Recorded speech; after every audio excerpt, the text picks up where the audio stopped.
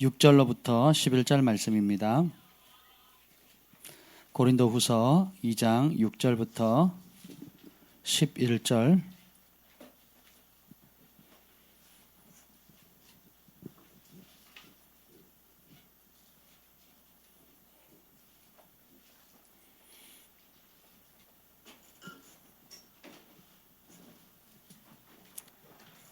우리 한 절씩 교독하시겠습니다. 이러한 사람은 많은 사람에게서 벌 받는 것이 마땅하도다. 그런즉 너희는 차라리 그를 용서하고 위로할 것이니 그가 너무 많은 근심에 잠길까 두려워하노라. 그러므로 너희를 권하노니 사랑을 그들에게 나타내라. 너희가 범사에 순종하든지 그 증거를 알고자 하여 내가 이것을 너희에게 썼노라. 너희가 무슨 일에든지 누구를 용서하면 나도 그리하고 내가 만일 용서한 일이 있으면 용서한 그것은 너희를 위하여 그리스도 앞에서 한 것이니 이는 우리로 사탄에게 속지 않게 하려 함이라. 우리는 그 계책을 알지 못하는 바가 아니로다. 아멘. 성령님이 시간에 오셔서 진리의 빛을 비춰주시옵소서. 성령님 오셔서 전할 말씀을 주시고 듣는 귀, 보는 눈, 깨닫는 마음, 순종의 빠른 발을 허락해 주옵소서. 예수님의 이름으로 기도합니다. 아멘. 오늘은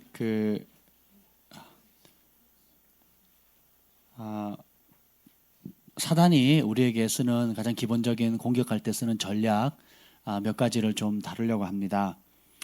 바울도 보면 이제 요즘 개역 개정에 보면 성판에 보면 구약에도 이제 그 번역할 때 이제 시편에도 보면 사탄이 등장하고요.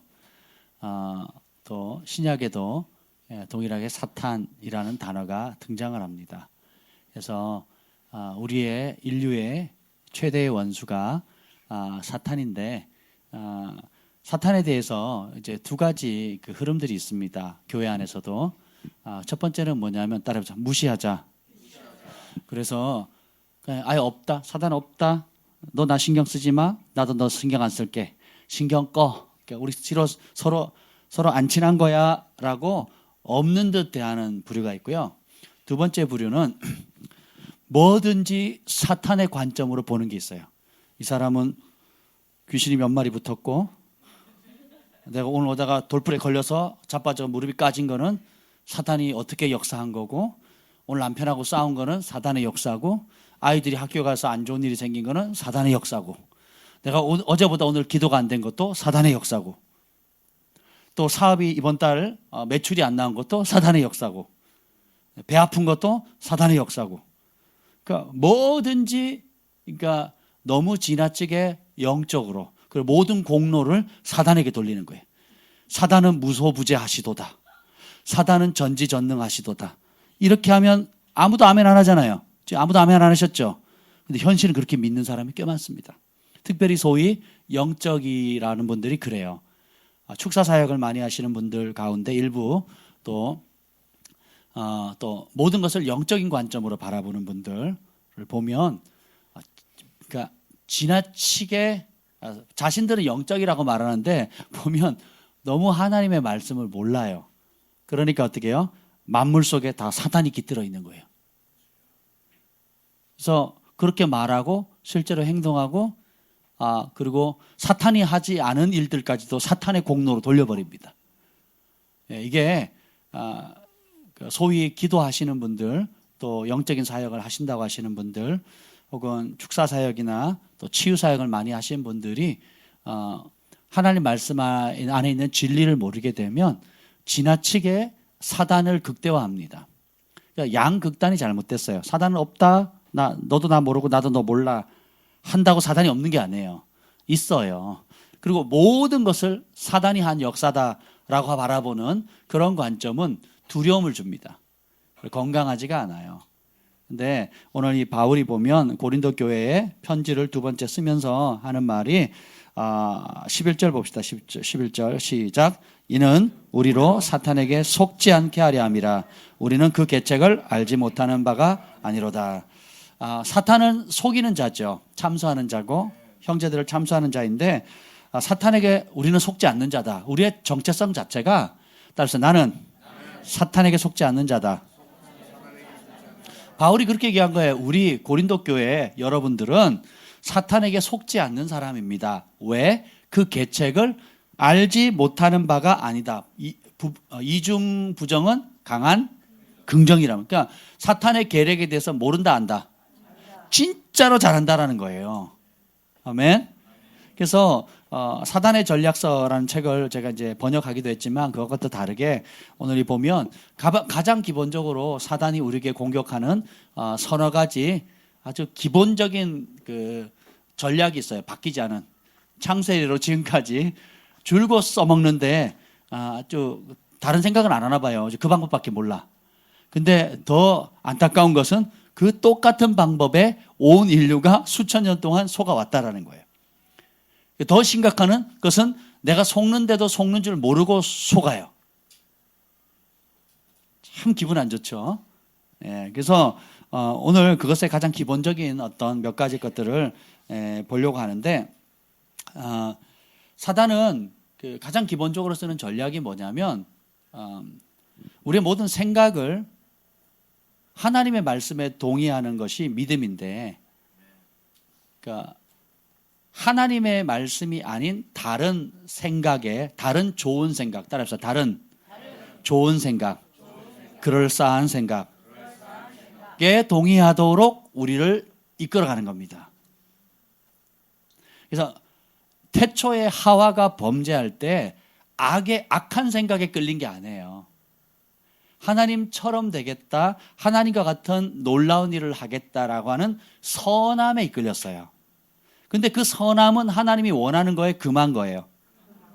금한 것임에도 불구하고 뱀의 유혹을 통해서 어떻게 해요? 선한 것에 끌리게 하는 거예요. 내 생각에 따라서 내 생각에 좋은 거. 그래서 이게 좋다라는 기준도 사실은 다 제각각이에요. 여러분 그 음식이 담백한 게 좋아요? 매콤한 게 좋아요? 자, 식사를 갈 겁니다. 예? 예. 금식하는 사람은 뭐든지 좋아요. 근데 지금 우리 끝나고 제가 그러면 끝나고 치킨을 사드릴까요? 아니면 족발을 사드릴까요? 봐, 이제 본색이 드러나잖아요.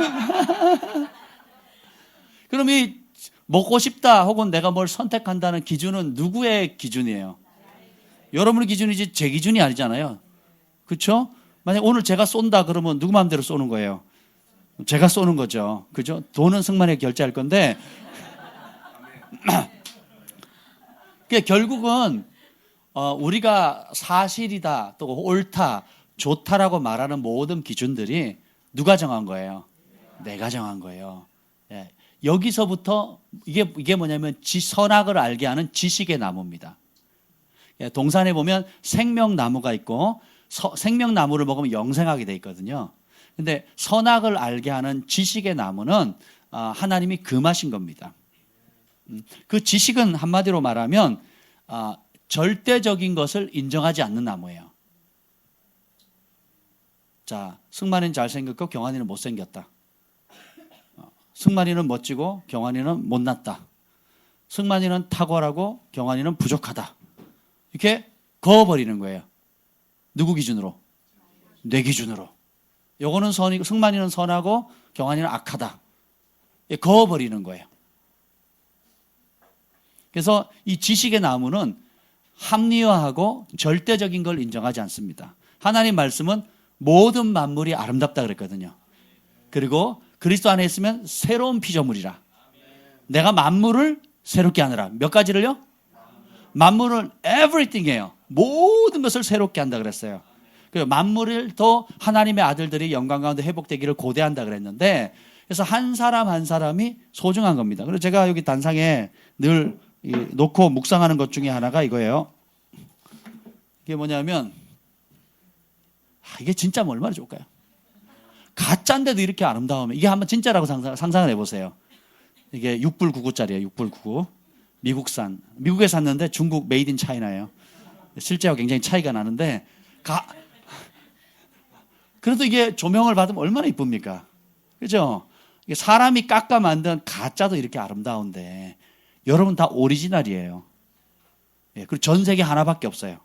과거에도 없었고 장래도 없을 유일한 이 희소성, 이거는 정말 이걸 어떻게 그 한 사람 한 사람이 같이 있다는 걸 알면 어떻게 승만이하고 경환이를 서로 비교할 수 있겠습니까? 그렇죠? 나의 외모와 다른 사람의 외모를 비교한다는 것 자체가 그 발상 자체가 잘못된 거예요. 그래서 전 세계에서 가장 웃긴 대회 중에 하나가 뭔지 아세요? 미스 코리아, 미스터 코리아 대회예요. 그렇잖아요. 그 아름다움의 기준을 뭘로 만든 거예요? 예? 사람이 만든 거죠. 하나님이 보시기에 전 세계에서 한국에서 제일 아름다운 사람을 미스 코리아로 했다면 누가 됐을까요? 아멘. 예, 아멘. 지식의 나무는 뭐와 뭐가 다르다라고 하고 내가 누구보다 뛰어나다, 내가 누구보다 열등하다를 계속 말합니다. 누구 기준으로? 자기 기준으로. 그래서 선한 지식도 때로는 하나님 앞에 악과 죄가 될 수 있다라는 거예요. 이게 무서운 겁니다. 그래서 제가 처음 예수 믿었을 때 제일 힘들었던 게 내가 죄인이라는 걸 깨닫는 것, 그걸 인정하는 게 너무너무 힘들었어요. 그래서 정말 회개하기 힘들었습니다. 아니, 나 같은 사람이 죄인이면 안 되지. 여러분 그렇게 동의? 네. 너무 많이 저에 대해서 너무 많은 걸 알고 계시거든요. 동의가 안 되죠. 근데 그 당시에는 그랬어요. 제가 나름 착하다, 의롭다 생각을 했는데 지금 생각해보면 아주 골 때리는 일이죠. 그 나름 착하다고 생각을 못 버린 이유가 뭘까요? 우리 반 친구들은 못된 애들이 많았거든요. 그 못된 애들에 비하니까 나는 어떻게 해요? 그 우리 동네에 말 안 듣는 애들이 많았거든요. 우리 동네에 말 안 듣는 애들에 비하니까 나는 착한 거예요. 내 동생 그 골목대장에 동네 깡패고 또 애들 돈 빼들었고 뭐 자기가 하고 싶은 거 다 했거든요. 동생에 비하니까 나는 착한 사람인 거예요. 할렐루야. 그래서 결론은 나는 착하다. 누구 기준에? 내 기준에. 근데 하나님의 기준에는 이게 뭐예요? 선악을 알게 하는 지식의 나무는 상대적인데 생명나무는 하나밖에 없어요. 그걸 먹으면 영생하고 안 먹으면 죽는 거예요. 딴 걸 먹으면 배불러요. 근데 생명나무를 먹으면 영생하고 그걸 안 먹으면 이제 우리는 모털 인생이 되는 거예요. 그러니까 제한받는 인생이 되는 겁니다. 그래서 사실 생명나무는 예언적으로도 예수님을 말하고 그리고 천국에서 보좌에서 흘러나는 강물이 새 예루살렘 도시를 흘러서 강 좌우변에 서 있는 나무가 뭐예요? 생명나무인데 시절을 쫓아 열매를 맺는다. 매달 12달 열매를 다르게 맺는다 그랬거든요. 그걸 먹으면 영생하는 겁니다. 아멘. 근데 우리는 이렇게 얘기해요. 꼭 그것만 먹어야 되나? 내가 좋아하는 사과나 배 먹으면 안 되나? 이게 뭐예요? 지식의 나무예요. 우리 하나님 말씀을 볼 때 꼭 이런 태도입니다. 하나님 말씀을 읽을 때 목사님 꼭 그걸 해야 돼요? 누구 생각이에요? 내 생각이에요. 그래서 여러분들이 예수님께서 하신 그 말씀을 읽을 때에 한 사람이 하루에 490번 잘못하고 와서 용서해달라 그러면 어떻게 하래요? 꼭 그래야 돼요? 저 미운데, 저 인간 미운데 해줘야 돼요? 490번. 말이 490번이지 490번 한 인간에 대해 죄짓기도 어려워요. 그렇잖아요. 깐 데 또 까고 또 깐 데 또 까고 찌른 데 또 찌르고 찌른 데 골라서 찌르고 뭐 그렇게 해도 어려운데 와서 용서해달라고 하면 어떻게 해요? 용서해 주래요. 그런데 우리는 뭐예요? 우리 가문에는 몇 번 용서한다고요? 3번. 3번 넘어가면요. 제가 폭발했어요. 그러니까 필름 끊어진다 그랬죠. 생각, 분별 아무것도 없습니다. 그냥 모든 내 속에 있는 혈기와 살기와 어떤 분노가 폭발해서 안 보여요. 내가 주먹을 쳤을 때 피가 나는지 뭐 사람이 어떻게 다치는지 안 보이는 거예요. 그래서 헷가닥 한다 그러잖아요. 그래, 헷가닥 하는 거예요. 근데 제가 살아보니까 헷가닥 하는 남자, 여자들이 참 많아요. 어떤 자기가 통제할 수 있는 범위 내에서 그것이 컨트롤 될 때는 아주 점잖고 예쁘고 뭐 멋있고 그런데 그 바운더리에 탁 넘어가면요 완전 귀신 들린 수준으로 이렇게 돌아갑니다.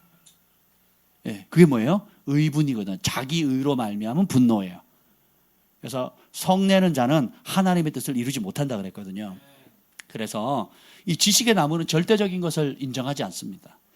우리 기독교가 다른 종교에 비해서 굉장히 핍박을 많이 받는 이유가 뭐예요? 예수님 외에 길이 있다 없다? 생명나무이신 예수님 외엔 길이 있다 없다? 그러니까 다른 종교는 뭐라 그래요? 힌두교는 너 예수도 있고 뭐 알라도 있고 부처도 있고 뭐 다 있어 인정해 줄 테니까 우리도 인정해 달라 이거예요. 근데 그건 안 된다. 하나님 외에 참신 하나님 외에는 다른 신이 있다 없다? 근데 세상의 논리는 뭐예요? 다수가 원하면 가야 돼요. 이게 민주주의거든요. 하나님 나라는 민주주의 나라가 아니라 뭐예요? 왕궁이에요. 왕정이에요. 왕정. 그 왕이 계시고 왕이 통치하는 분이에요. 그래서 만왕의 왕 만주의 주 되시는 예수님께서 하시는 그 말씀이 우리 인간을 향해서 우리 삶을 향해서 유일하고도 가장 아름다운 행복할 수 있는 길이라는 것을 진짜 믿고 신뢰할 때만 따를 수 있어요. 그렇지 않으면 이것도 좋고 저것도 좋고 전도할 때 보면 그렇죠. 뭐 종교 하나 정도 가지고 있으면 다 좋은 거죠. 뭐 이렇게 얘기하잖아요. 그게 속임입니다. 기만이에요. 그래서 지식 나무가 우리 마음에 평생 지금까지 지식의 나무가 우리의 마음을 다스려 왔어. 우리 인생을 다스려 왔는데 이제 진리신 예수님의 말씀이 딱 들어가면 이것이 지식의 나무에서 온 선악을 알게 하는 지식의 나무에서 온 건지 아니면 생명을 주는 생명나무로부터 온 건지를 알게 됩니다. 그래서 생명나무는 하나님의 생각이 전부다라고 믿는 거예요. 하나님의 말씀이 최고다라고 믿는 겁니다. 아멘. 그래서 성경을 읽다 보면 처음에 읽을 때는 야 이게 내 생각하고 너무 다르네 이런 생각 안 해보셨어요? 그리고 한국 정서에 안 맞다. 제일 먼저 직면하는 게 제사 지내는 것부터 시작해가지고 뭐 기타 여러 가지 것들 있잖아요. 그래서 제가 처음에 그런 걸 깨트리느라고 아주 힘들었었어요. 첫째는 뭐냐 말씀을 읽는데 우리 집에서 가르치는 거랑 너무 틀린 거예요. 우리 친척들 고향에 경남 의령군 유곡면 신송상 807번지 집성촌 박씨들만 사는 그 동네에서 배운 거랑은 너무 다른 거예요. 그래서 선택해야 되는 거예요. 우리 고향 스타일로 할 거냐, 밀양 박씨 스타일대로 할 거냐. 밀양 박씨 계십니까 여기? 할렐루야. 두 분이나 계시네요. 예, 밀양 박씨 다 멋있고 아름다워요. 안동 박씨 아니에요. 안동 박씨. 밀양 박씨. 근데 밀양 박씨든 안동 박씨든 그게 하나님 말씀과 틀리면 그 안동 박씨 스타일, 밀양 박씨 스타일을 버려야 돼요. 근데 이걸 버리려고 하니까 갈등이 오거든요. 친척들 사이에, 부모님과 자식 사이에, 학교 생활 가운데. 그죠? 미국이 지금 동성애법뿐만 아니라 또 뭘 통과시켰더라? 아주 지금 최근에 아주 끔찍한 일을, 마리화나. 미국이 지금 미쳐가고 있어요. 마리화나를 캘리포니아 주에서 마리화나를 피울 수 있도록 합법화했어요. 지난주에. 공공장소에서. 그리고 판매할 수 있게끔. 이유가 뭔지 알아요? 그걸 승낙한 그 주에서 뭐라 그러냐면 마리화나가 합법됐습니다 하면서 그 다음에 외친 멘트가 뭔지 아세요? 아니에요. 이제 우리가 엄청난 세금을 거두를 수 있게 되었습니다. 뭐 때문에? 돈 때문에. 실제로 그걸 합법화시킨 여러 주들이 있거든요. 미국에 주들이. 캐나다도 마리화나를 거래하는 건 불법이에요. 피우는 건 괜찮아요. 미친 법이죠. 그리고 정부에서 마리화나나 이걸 마약이나 이걸 재배해서 자기가 마약 중독자라는 걸 등록하면 정기적으로 줍니다. 공짜로. 왜? 마약 하시게요? 진짜 캐나다 그래. 제가 아는 구제 사역자 있거든요. 노숙자 사역을 하시는 분이 계시는데 노숙자 센터를 빌려서 하는데 밀려났어요. 정부에서 하는 센터에. 계약 기간이 끝났을 때 원래는 먼저 있는 사람이 기득권을 갖게 돼 있는데 밀려났어요. 왜요? 정부에서 미는 단체가 들어왔는데 그 단체가 뭔지 아세요? 정기적으로 마약 중독자들에게 마약을 제공해 주는 겁니다. 왜냐? 미국의 마약 중독자들 보니까 묻지 않고 쏴버리고 묻지 않고 죽여버리거든요. 미국의 마약은. 왜냐면 근데 캐나다 사람들이 그걸 보니까 이러면 사회가 엉망이 되는 걸 본 거예요. 그래서 밤에 치안이 불안한 겁니다. 그래서 캐나다에 구걸하는 사람과 마약하는 사람은 미국에 구걸하는 사람하고 틀려요. 굉장히 점잖습니다. 캐나다 사람들은. 진짜 점잖해요. 마약하는 사람도 그렇고요. 왜냐하면 내가 위협하지 않아도 정부에서 주고 내가 위협하지 않아도 공급받는 곳이 많아요. 그렇죠? 그러니까 사람들을 해할 필요가 있어요, 없어요? 없어요. 왜냐하면 공급이 되니까. 근데 미국에서는 공급을 안 해주니까 어떻게 돼요? 일단 죽이고 찌르고 빼앗고 보는 거예요. 그리고 하여튼 그래서 이제 공공장소나 공원이나 뭐 그런 데서 마음껏 피울 수 있게 됐습니다. 할렐루야. 세금 많이 거둘 수 있다고. 그랬더니 다른 주에서도 하겠다고 신났어요. 그래서 그렇지만 이제 몇몇 단체나 크리스찬 단체에서는 그 마리아나 세금을 걷어들이는 그 돈을 벌이게 되는 그 좋은 이면에 감춰져 있는 사람이 죽어나가고 중독되고 그 중독으로 해서 가정이 파괴되고 가정이 파괴됨으로 해서 학교가 엉망이 되고 학교가 파괴돼서 그게 돌아가면 어떻게 돼요? 사회 전반의 기관이 무너지는 걸 못 보는 거예요. 당장 눈앞에 떨어져 있는 뭘 보는 거예요? 돈을 보는 겁니다. 돈. 근데 우리도 사실 그렇게 살아갈 때가 많아요. 그것은 도시 전체, 어떤 한 주 전체, 나라 전체가 집단적으로 행하는 것일 뿐이지 사실은 뭐예요? 우리 개인도 똑같다라는 겁니다. 그런 유혹에 있다라는 거예요. 근데 아무리 수백만 한 주가 다 정한다. 그 주에서 주정부에서 마리아나를 판매하기로 결정했습니다. 한들 그게 하나님 보시기 올바른 일이에요? 백성이 전부 다 원한다고 그럼 그게 진리가 됩니까? 안 되는 거예요. 민주주의의 폐단이 바로 거기에 있습니다. 사람들이 많이 원하면 뭐든지 된다고 생각해요. 그래서 여러분들이 집안에서도 신앙을 못 지키는 이유가 뭐예요? 밀리는 거예요. 우리 아버지가 허락을 안 해. 우리 엄마가 뭐라 그래. 또 우리 가문에는 그런 일이 없었어. 남편이 싫어해요. 또 뭐 기타 등등. 그래서 여러모로 하나님 말씀과 상충되는 일들 가운데 어떻게 해요? 부딪히는 거예요. 그래서 하나님이 두려운 것보다는 사람이 더 두려운 거예요. 진리의 말씀을 지키기보다는 환경에 떠밀릴 수밖에 없다라는 겁니다. 그래서 여러분이 스스로 생각하는 옳고 그름의 지식의 나무에 초점을 둔 삶을 살면 은총이 없습니다.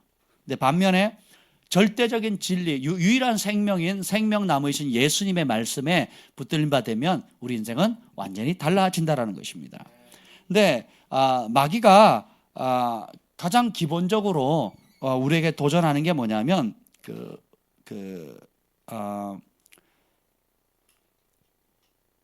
하나님의 말씀에 대해서 무지하게 만드는 거예요.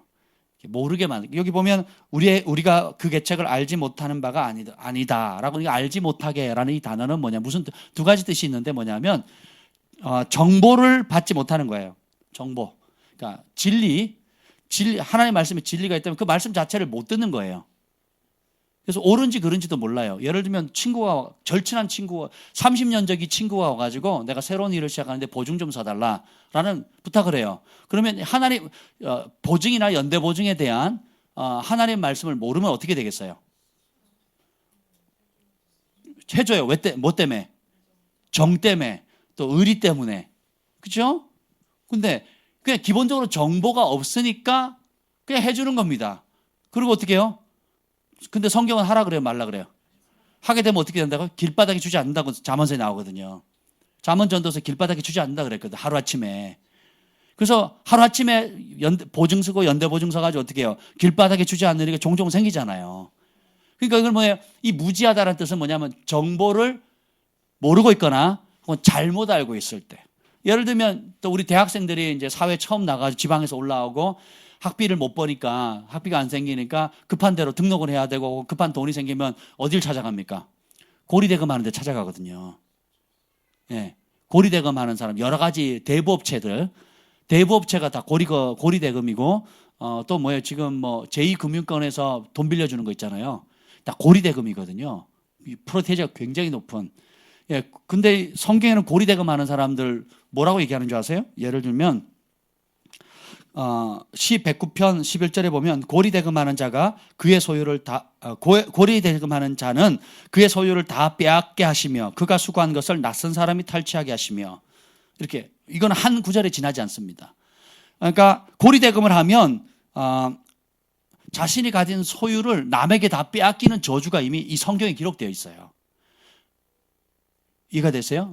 조폭 영화에 보면 조폭 영화에서 기득권 싸움 할 때 돈 빌려주고 받고 하는 이 모든 게 다 뭐예요? 고리대금이거든요. 그걸 점잖게 하는 게 제2, 제3 금융권에서 하는 돈 빌려주는 거예요. 그래서 뭐 연체 1년에 뭐 제1 금융권에는 얼마예요? 보통 뭐 1.2% 3% 되잖아요. 근데 이제 대부업체에서는 얼마 하죠? 법적으로 정한 것도 높은데 그것도 안 지키잖아요. 그죠? 제가 안 빌려봐서 모르겠는데 한 30% 되나요? 1년에? 더 되죠? 40% 빌려보셨나 봐요. 근데 많이 급하셨나 봐요. 근데 나라에서 문제가 되니까 그 한도를 정했는데도 정한 것도 굉장히 높아요. 30%, 40%, 50%가 된단 말이에요. 근데 그거를 어떻게 해요? 실제로 빌리러 가면 막 700%, 200%, 300%, 막 700% 막 이렇게 매기거든요. 그죠? 근데 이런 지식, 성경에 대한 기본적인 하나의 교회는 다니는데 이것에 대한 지식이 없으니까 돈 급하니까 어떻게 해요? 여호와는 나의 공급자, 나의 공급자, 나의 뭐 이렇게 노래는 부르는데 어떻게 해요? 돈 급하면 어디 가는 거예요? 나 고리대금 업자예요 하고 돈 빌려준 사람 있어요? 없죠. 온갖 여러 가지 포장을 합니다. 그렇죠? 그래서 제2, 제3 금융권 또 뭐 대부업체 뭐 해가지고 아침에 여러분 운동하러 이렇게 나가보면 가게 앞마다 이렇게 카드 뿌려놓은 거 있잖아요. 제일 많은 게 뭔지 아세요? 돈 빌려준다는 거예요. 돈. 급전 필요하신 분 이거예요. 급전 필요하신 분. 그걸 보면 막 공짜로 돈을 다 줄 것 같아요. 뭐 이런 그만큼 여러분 근데 그런 정보를 이렇게 무지해버리면 어떻게 됩니까? 결론은 그 손해를 누가 봐요? 내가 보는 거예요. 그리고 나와 딸린 가족들, 식구들, 또 여러 사람들이. 그래서 무지하다라는 것은 이런 올바른 진리에 대한 정보를 갖지 못하는 것. 그래서 몰랐는데요 할 필요가 없어요. 몰랐는데 하면 누구 손해요?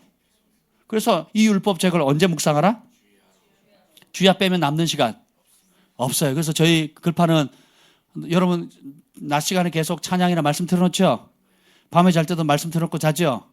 어젯밤에는 무슨 말씀 들었습니까? 이렇게 나와야 정상이에요.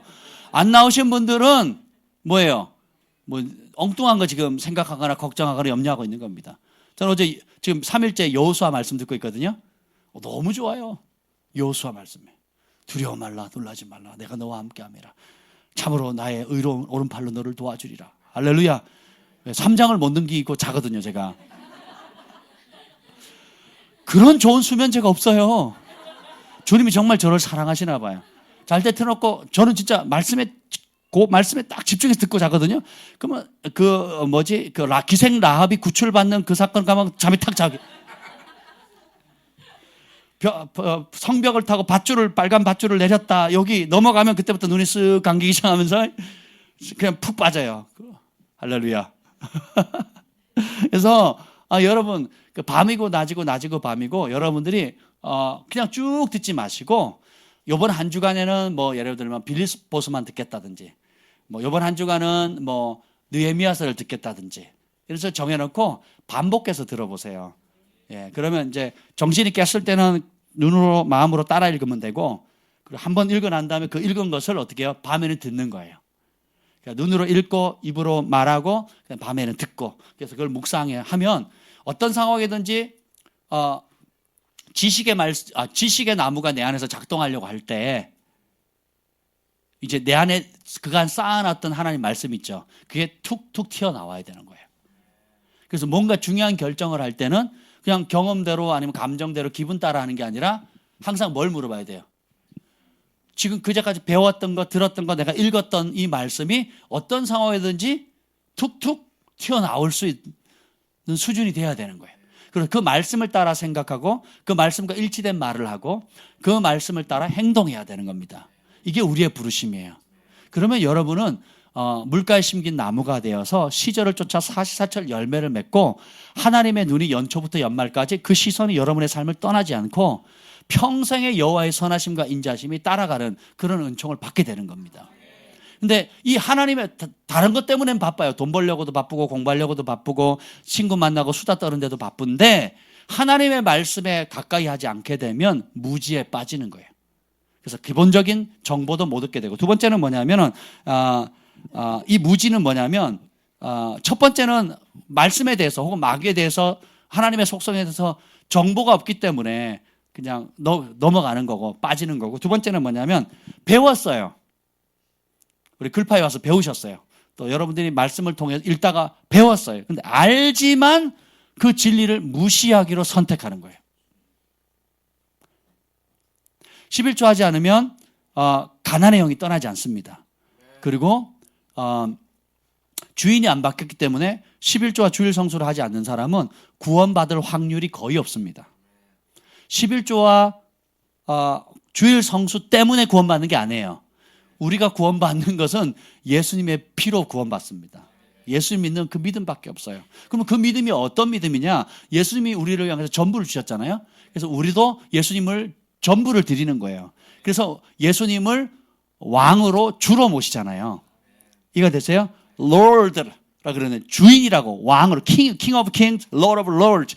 그러니까 만왕의 왕 만주의 주, 왕으로 주인으로 모시는 거거든요. 그러면 내 삶의 주인이 누구예요? 그렇죠? 내 시간의 주인, 내 남은 인생의 주인. 우리 집 누구 거예요? 내 은행 통장 누구 거예요? 아멘. 그까지 잘 가요. 그러면 예수님이 이렇게 해라 그러면 손이 떨려요, 안 떨려요? 안 떨려야 정상이에요. 주가 쓰시겠다 하면 어느 때든지 내어드릴 수 있는 거, 제가 제 머릿속으로도 계속 그걸 되뇌입니다. 그래서 어떤 물건이 들어왔을 때 내가 정말 아끼는 물건, 좋은 물건, 혹은 예상치 못했던 돈이나 뭐가 이렇게 후원이 이렇게 들어오면 항상 제 머릿속에 들어오는 순간 뭐라고 제가 되뇌는지 아세요? 주가 쓰시겠다 하면 내어드리겠다. 항상 그 생각을 합니다, 저는. 항상 이거는 따라서 내 거 아니다. 나는 청직이다. 하나님의 것을 맡은 관리인이라는 그 특권이 대단한 겁니다. 그렇잖아요. 그렇게 생각을 하는 거예요. 근데 이제 주일 성수를 안 하는 이유가 뭐예요? 두 가지거든요. 돈 벌러 아니면 놀러거든요. 돈이 없을 때는 주일 성수를 못 하는 이유는 뭐예요? 조금이라도 일을 더해서 돈을 벌려고. 돈이 많을 때 주일 성수를 못 하는 이유는 뭐예요? 놀러 가야 돼, 쉬러 가야 돼요. 그렇죠? 그래서 예배하는 것보다 놀이가 더 좋고, 그리고 하나님을 찾는 것보다 내 힘으로 돈 벌어서 돈 맛을 챙기는 게 더 낫다는 거거든요. 그리고 11조를 못하면 그 이유가 뭐예요? 아까우니까. 이번에 집회 갔는데 아주 재미있는 일이 있었어요. 어떤 분이 꿈인가 어떤 환경이 어려웠는데 주님이 꿈에 나타나셔가지고 지옥을 보여줬나? 하여튼 지옥을 보여주셨대요. 이분이 너무너무 놀래가지고 누가 시키지도 않은데 제가요 주님께 남은 생을 헌신하고요 11조 하고요 하면서 막 자기 스스로 서운한 거예요. 그리고는 나와가지고는 생애 처음으로 11조를 했어요. 80만 원을. 예, 대단하죠. 예. 그리고 그게 처음이자 현재까지 마지막이래요. 왜 그러냐? 중장비 하니까 돈을 많이 번대요. 근데 그 집은 늘 부족하고 늘 돈이 없고 새 나가는 것이 많고요. 그러니까 한 번 80만 원을 딱 해보니까 손이 떨리더래요. 손이 떨리더래요. 그리고 너무 떨리더래요. 그래서 못하겠더라는 거예요. 근데 그분이 중직이에요. 교회에. 오른팔 왼팔이에요. 목사님의. 그러니까 근데 직분도 있어요. 나는 교회가 제가 그쪽 교회를 얘기하는 게 이미 다른 데서 받아오셨으니까 얘기인데 기본적으로 주인도 안 바뀐 사람에게 직분을 주는 거, 그리고 기본적으로 아무 개념도 없는 사람에게 직분을 주고 또 교회 봉사일을 맡긴다는 것 자체가 난 이해가 안 가는 거예요. 이해가 되세요? 그러니까 참 너무너무 마음이 아픈 거죠. 근데 이번에 하나님께서 은혜를 많이 주셔서 제가 그걸 이제 다음에 혹시 가게 되면 아주 그냥 내가 아주 잘 다루려고 해요. 박살을 내려고 제가 그렇게 표현하기 좀 그래서 이제. 근데 제가 왜 그러냐 하면 여러분이 진짜 행복해지길 원해서 그렇습니다. 여러분이 정말 행복해지려면 그렇게 하셔야 돼요. 그렇지 않으면 호건 목사님이 지금까지 44년 사역하면서 차를 49대를 사람들에게 사서 나눠주고. 별로 놀라지도 않으시네요. 여러분 몇 대 차 사주셨어요? 차도 없어요. BMW 타고 다니시죠? 버스, 메트로, 워크. 그리고 그분은 지금 10의 구조 생활을 하세요. 11조로 삽니다. 그러면서 어느 날 아들, 딸들을 불러놓고 하나님께서 그 자녀들에게 묻습니다. 아들아, 딸아, 내가 이렇게 복 받은 게 보이지 않느냐? 하나님 복 주신 게 보이지 않냐? 맞대요. 너희도 이 복을 받고 싶냐? 땅도 어마어마하게 많거든요. 그 대륙별로 땅이 있고 센터가 있어요. 놀랍습니다. 근데 엄청 검소하게 사시거든요. 가보신 분들 알잖아요. 그죠? 맨날 작업해가지고 얼굴에 막 긁혀가지고 피나고, 팔에도 막 긁혀가지고 피나고, 다리도 막 긁혀가지고 피나고 막, 그러고 그냥 다녀요. 아무도 뭐 놀래지도 않아요. 그러니까 그냥 그렇게 다니시는데, 그러면서 그 자기 함께 동역하는 사역자들과 그리고 자녀들에게 그렇게 가르쳤대요. 첫 열매. 그러니까 한 해 뭐 수고한 것의 첫 열매나 새로운 직장을 얻었을 때 첫 월급을 첫 것이니까 무조건 하나님께 심도록. 그거. 두 번째는 뭐냐면 10의 1조 생활이 아니라 사역자들은 10의 2조, 3조, 4조를 늘려가라는 거예요. 그래서 10의 4조를 하라고. 그래서 호건 목사님 자녀들은 10의 4조를 한다고 얘기를 들었습니다. 그럴 때는 어떻게 해요? 조세 호건 목사님 집 있죠? 그죠? 전부 다 좋은 차 타고 다니죠? 그리고 아이폰, 최고의 아이폰에 아이와치까지. 예. 어른들은 못 차는 거예요. 아이와치. 아이들이 찰 수 있는. 뭐, 건강에다가 저 어떤 기능이 있는지도 모르겠어요. 저는 쓰고 싶어도 복잡해서 어렵더라고요. 그러니까 모든 현대가 주는 최고의 것을 누리지만 굉장히 검소하게 살거든요. 그래서 나머지 10의 1로 혹은 10의 6으로 이렇게 살아가는데도 풍성하면서 전 세계를 돌아다니면서 사역을 하는 겁니다. 그리고 다른 사람을 부유롭게 하는 거예요. 아멘. 그러면서 이제 40년을 그렇게 사역했더니 같이 동역했던 그 지역에 많은 다른 교단이나 다른 사역자들의 사역과 거기서 일하는 사역자들과 호건 목사님의 가르침을 따르는 그 사역자들의 삶의 질이 완전히 다르다는 거예요. 재정적인 분야만 봐도 이 사역의 규모 자체가 완전히 다르다라는 겁니다. 저희 교회도 10에 2조 하는 사람이 있거든요. 말씀을 가르침을 받고 그대로 순종하는 사람이 있습니다. 그래서 우리가 그 지경을 계속 넓혀가죠. 성경에도 레위기에 보면 3년에 한 번씩 10에 2조를 하게 돼 있어요. 그래서 성중에 가는 고아와 가부들과 나그네들, 레위인들을 위해서 함께 초청해서 함께 먹고 그들을 먹이도록. 그래서 한번 생각해보세요. 나라 전체가 한 지파 전체가 3년마다 그러니까 10의 1조를 생활할 뿐만 아니라 3년에 한 번씩 또 한 번 하는 거예요. 그래가지고 성중에 가난한 사람들, 소외된 사람들에게 공급할 수 있도록. 이게 하나님의 명령이거든요. 그렇게 하면 어떻게 해요? 하나님이 복 주시겠다고. 하나님이 함께 하시겠다고 누가 약속했어요? 믿어야 되는 거거든요. 근데 자, 이게 생명나무예요. 절대 진리예요. 근데 이런 말씀을 딱 받으면 딱 두 가지만 아멘 하는 경우도 있고 두 번째는 어떻게 해요? 현실이 딱 계산이 들어오는 거예요. 그게 선악을 알게 하는 지식의 나무입니다. 현실이 딱 계산이 딱 나오잖아요. 우리 이번 달에 생활비, 뭐 저축, 적금, 뭐 세금 딱 빼면 계산이 다 나오잖아요. 그러면 못 하는 거예요. 우선할 걸 우선하면 나머지 것들은 그냥 질서가 딱 잡히는 겁니다. 아멘. 그래서 저희 교회가 한 1년에 한 번씩 그 추수감사절 대신에 그 일을 하잖아요. 지난 한 해를 돌이켜 보면서 하나님께 베푸신 은혜를 생각하면서 우리가 할 수 있는 최선을 다해서 한 해를 결산하는 감사 예물을 드리거든요. 그래서 그 12월 첫 주에 하는데 그걸 가지고는 어떻게 해요? 이렇게 목돈이 생기면 우리 교회 규모에 따라서 이제 그걸 늘려가겠지만 목돈이 생기면 정말 그 풀타임 전임 사역자라든지 가난한 사역자든지 극빈자라든지 혹은 정말 도움이 필요한 사람들에게 적정한 이렇게 뭉칫돈을 이렇게 드릴 수가 있어요. 제 소원은 필요하다면 차도 사드리고 싶고 집을 마련해 드리고 싶기도 하고 또 기타 여러 가지 것들도 해드리고 싶은데 그것은 이제 우리 교회 상황이나 여건에 따라서 우리가 그렇게 할 겁니다. 그래서 개척한 첫 해부터 지금까지 계속 해오고 있어요. 근데 그 일을 하면 하나님 굉장히 교회적으로 복을 주는 걸 제가 경험했습니다.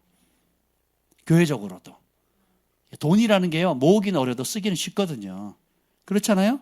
근데 하나님이 주신 법을 따라 행하면 개인이 심기도 하지만 교회가 단체로 심는 거예요. 그럼 하나님이 교회 안에 또 복을 주시거든요. 교회 안에 있는 가정을 복을 주시고. 그러니까 개인적으로 여러분이 심어서 받는 복이 있고 교회가 함께 심음으로 받는 복이 또 있다라는 겁니다. 아멘. 그래서 하나님이 주시는 그 말씀을 생명나무, 그 절대적인 진리의 것을 내가 취하겠다 하는 것, 이것이 그 선택이 출발점이에요. 이해가 되세요? 그 선택이 출발점입니다. 그러니까 그 전제 위에서 살아야 되는데 많은 경우는 뭐냐면 하나님의 말씀이 아는데 그 말씀을 무시하기로 선택하는 거예요. 누가? 내가. 그래서 제가 화장실 들어가기 전에 마음 틀리고 나온 다음에 마음이 틀리잖아요. 똑같아요?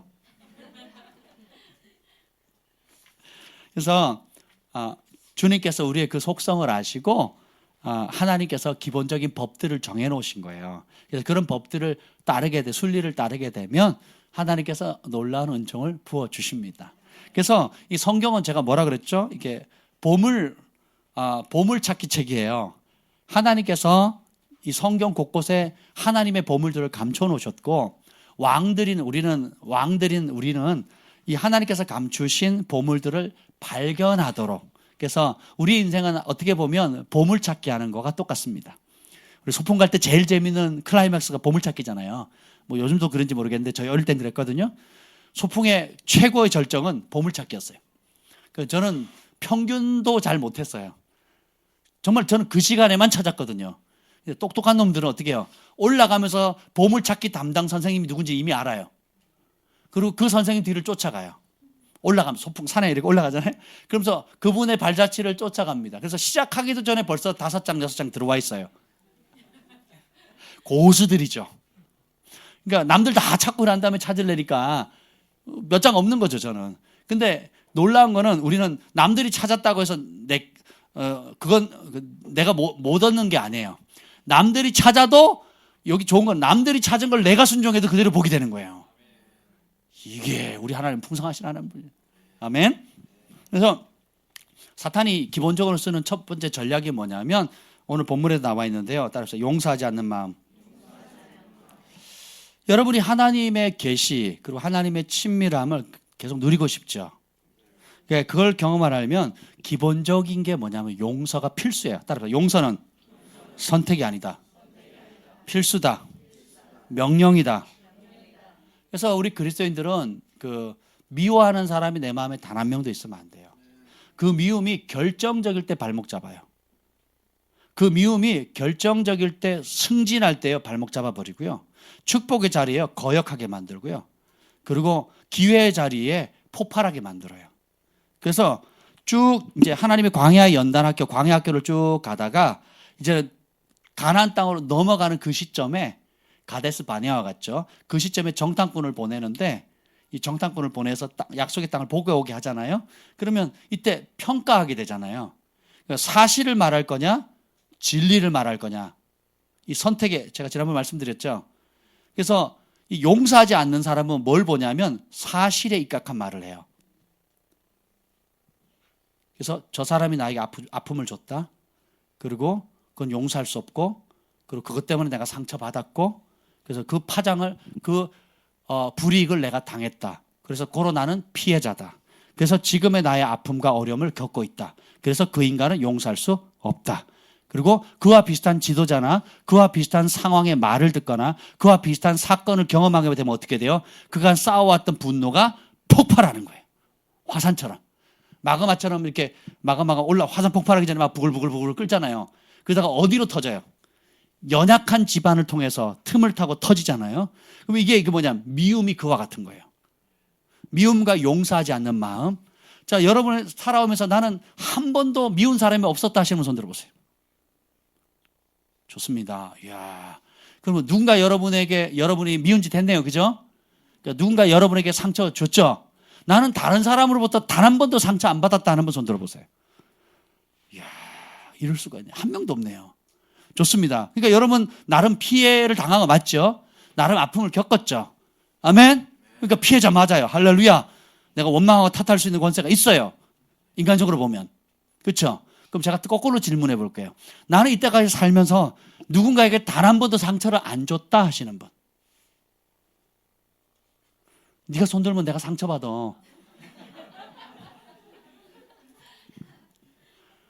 나는 그 누구에게도 상처 준 적이 없다 하는 분 손 들어보세요. 혹은 나는 그 누구도 미워한 적 없다 하는 분 손 들어보세요. 야, 정말. 그럼 뭐예요? 쌤이에요. 그죠? 내가 당했고 또 나는 뭐예요? 가해자예요. 자신이 나는 피해자라고 생각하는 사람, 피해받은 게 더 크다. 나도 미워하긴 했지만 내가 당한 거에 비하면 나는 괜찮아 하는 게 뭐라고요? 지식의 나무예요. 자기의예요. 이거하고 똑같습니다. 한번 생각해 보세요. 귀한 손님이 와서 요즘 비싼 음식이 뭐예요? 손님 왔을 때 해줄 수 있는 비싼 음식 하나만 대보세요. 회. 또 예? 스테이크. 좋아, 스테이크예요. 스테이크를 아주 최고급 한우 A+++ 그 최고급 특수 부위로 해서 스테이크를 했어요. 그래서 소스를 막 섞습니다. 섞고 이렇게 발랐어요, 위에다가. 근데 옆에서 누가 찾아가지고 난리가 난 거예요. 내가 실수로 개똥을 거기다가 한 방울 넣었다고. 그걸 비벼가지고 지금 당신이 바른 거라고. 그래서 그걸 알면은 줄 수 있어요, 없어요? 자, 받은 사람이 우와 최고급 스테이크다라고 받으라고 먹으려고 하는데 냄새가 조금 이상해요. 그래서 이게 무슨 냄새냐 그랬더니 그냥 소스에 개똥 한 방울 넣었다고. 그럼 여러분 먹겠어요, 안 먹겠어요? 그래서 제가 오늘 신명기 말씀을 읽는데 하나님 앞에 나아갈 때 황소나 양을 바칠 때 흠이나 점이 있는 것은 바치지 말라. 그래서 하나님 앞에 모독이라고 나와 있거든요. 이해가 되세요? 그것은 마치 손님도 귀한 손님 초청해서 좋은 음식을 초청했는데 거기다가 독약 한 방울 탄 거예요. 침을 한번 뱉은 거와 똑같습니다. 그러면 어떻게 해요? 누구를 경멸하는 거예요? 손님을 경멸하는 거죠. 이와 똑같은데 용서하지 못하는 마음, 미워하는 마음이 그것의 1000배, 100배 악하다라는 거예요. 개똥이야 참고 먹으면 되죠. 그렇잖아요. 근데 용서하지 않는 마음, 미워하는 마음은 원수가 틈탈 수 있는 최고의 근거가 돼요. 그래서 미워하는 마음, 용서하지 않는 마음 거점을 잡아요. 그 자리를 또아리를 틀어요. 뱀같이. 아예 자리를 탁 잡습니다. 그래서 그 미워하는 마음을 버릴 때까지 평생 사단의 종노릇 하게 돼요. 그리고 어떻게 해요? 사단의 온 것은 도적질하고 죽이고 멸망시키라 한다 그랬잖아요. 도적질, 하나님이 주신 권리를 못 받게, 은총을 못 받게 하고, 그 다음에 병들게 해요. 미워하는 사람들은 뼈질환 환자들이 많습니다. 위장병 혹은 그러니까 류마티스 관절염이라든지 척추 질환들이 굉장히 많아요. 특히 이제, 왜냐하면 시기는 뼈를 썩게 만든다 그랬거든요. 또 기타 미움이 몸에 어떻게 영향을 끼치는지에 대해서 처음에 제가 그 말씀을 읽을 때는 이건 은유적인 표현이고 상징적인 표현으로 했어요. 그만큼 안 좋다. 이렇게 이해를 했는데 그렇지 않아요. 실제로 그렇습니다. 단순히 그 정도로 나쁜 은유적인 표현이 아니라 실제로 우리 몸에 피해를 입는데 과학적으로 의학적으로 다 증명이 돼요. 현대병의 97%가 뭐라고요? 95%. 적게 보면 78%, 많게 보면 98%의 모든 병의 원인이 뭐라고 의학자들이 말합니까? 스트레스예요. 그 스트레스 안에 뭐가 담겨 있습니까? 주로 미움이 담겨 있거든요. 용서하지 못하는 마음. 근데 이게 10년, 20년, 30년 지나도 안 벗어내요. 사람들이 덮어놓고는 자기가 용서했다고 생각해요. 그러면 누가 괴로운 거예요? 내가 괴로운 겁니다. 그리고 이것이 어떻게 하나님의 은혜의 자리, 은총의 자리에 이제 이전에 한 번도 가지 못했던 다음 단계 점프하려고 할 때 발목을 탁 잡아버려요. 터미네이터처럼. 탈출하려고 하는 다리를 탁 잡잖아요. 옛날에 추억의 영화예요. 그래서 여러분이 용서하지 않는 기간만큼 사탄에게 속고 사단의 종노릇하게 되는 겁니다. 그래서 아주 기본적인 거예요. 그래서 마태복음 6장 14절 15절에 보면 너희가 사람의 잘못을 용서하면 너희 하늘 아버지께서 너희 잘못을 용서하시리니와 너희가 사람의 잘못을 용서하지 아니하면 너희 아버지께서 너희 잘못을 용서하지 아니하시리라. 그래서 뭐 만달란트, 뭐 몇백 데나리온 빚진 비유를 하잖아요. 그러니까 용서는, 그러니까 미움의 문제는 아예 없어야 돼요. 그래서 미워하는 자는 성경이 뭐라고 예수님은 살인해라 그랬거든요. 그러니까 살인의 근원이 미움이거든요. 그래서 여러분 미움이 살인이다, 미움 이꼬르 살인이라는 걸 알게 되면 여러분이 마음속에 미움이 들어온 걸 용납할 수 있겠어요, 없겠어요? 근데 사람들은, 한국 사람들이 한이 맺혀 있고, 그리고 자기 인생에 꼭 미움하면 벌써 떠오르는 사람 있죠? 있죠? 한 명, 두 명, 세 명. 내가 미움하니까 떠오르는 사람 있다 한번 손 들어보세요. 예, 한 분, 두 분. 예. 빨리 손 들어. 좋은 말 할 때 손 드세요. 네, 아멘. 안 떠오른다 그럼 덮어놓은 거예요. 아니면 천사든지. 그래서 성경에는 뭐냐면 원수를 뭐 하래요? 미워하라. 축복하라고 나와 있어요. 사랑하고 원수를 위해서 기도하고 뭐예요? 축복하래요. 그러니까 온갖 좋은 표현은 다 썼죠. 사랑하고 축복하고 기도하래요. 그게 되면 자유케 된 겁니다. 근데 그게 안 되죠. 내가 그러니까 뭐하러 기도해? 생각하기도 싫어. 그쪽 방향에서 오줌도 안 넣어. 우리 남자들 그런 표현을 하거든요. 내가 군대 양구 갔다 왔는데 내가 그쪽을 향해서 오줌도 안 싸다. 내가 뭐 그랬거든요. 우리 고참들이 그런 얘기도 많이 하고, 그만큼 질렸다는 거예요. 쳐다보기도 싫고 생각하기도 싫고 떠올리기도 싫고. 이제 그 문제가 축복이 돼야 돼요. 그리고 그걸 생각했을 때 정말 하나님께 올려드렸기 때문에 이게 내 안에 그 독암과 같은 거예요. 이 안에 있다가 이게 미움인데 이걸 계속 쥐고 있으면 이게 계속 마치 여러분 집안 몸 안에 썩은 고기를 넣고 사는 거하고 똑같아요. 집안에 썩은 고기 두면 어떻게 돼요? 한여름에 계속 냄새나고 벌레 끼고 구데기 끼잖아요. 근데 그걸 계속 쥐고 있는 거예요. 이거하고 똑같아요. 그래서 제가 하나님 앞에 이 말씀을 알고부터 결정한 게 뭐냐면, 하나님, 내가 평생 내 삶 가운데 저는 미워하는 사람 두지 않겠습니다. 의지적으로 결정한 거예요. 그리고 마음 아픈 일 있어요. 과거에도 있었고 현재도 있고 앞으로도 있을 겁니다. 근데 어떻게 해요? 아픔은 자연적인 반응이에요. 제가 이걸 콱 쳤어요. 그럼 아파요, 안 아파요? 그걸 난 안 아파요 이러면 이 사람 이상하잖아요. 누가 돌로 쳐가지고 머리가 피가 질질 나는데 나 안 아파요 이러면 그 이상하잖아요. 누가 상처를 주거나 뭐 불이익을 주거나 하면 아프고 피나고 눈물 나는 건 괜찮아요. 그럼 자연스러운 반응이거든요. 근데 그 아프고 눈물 나고 피나는 것을 넘어서서 그것을 미움으로, 용서치 않는 마음으로 내 것으로 잡아버리면 그때부터는 썩은 고기를 집안에 들이는 거예요, 내 몸에. 암보다 더, 암은 이 땅에 목숨만 빼앗아가고 몸만 불편하게 만들죠. 미워하면요, 용서하지 않으면 영원한 지옥에 떨어집니다. 하나님 아버지의 용서를 무효화시키는, 다시 말하면 예수님께서 십자가에 흘려서 우리의 죄를 용서시킨 그 만달란트 36만 년인가? 그 계산해 보면, 예? 몇 년? 16만 년이에요? 예, 감사합니다. 노동자가 16만 년을 일해야 갚을 수 있는 게 그 만달란트예요.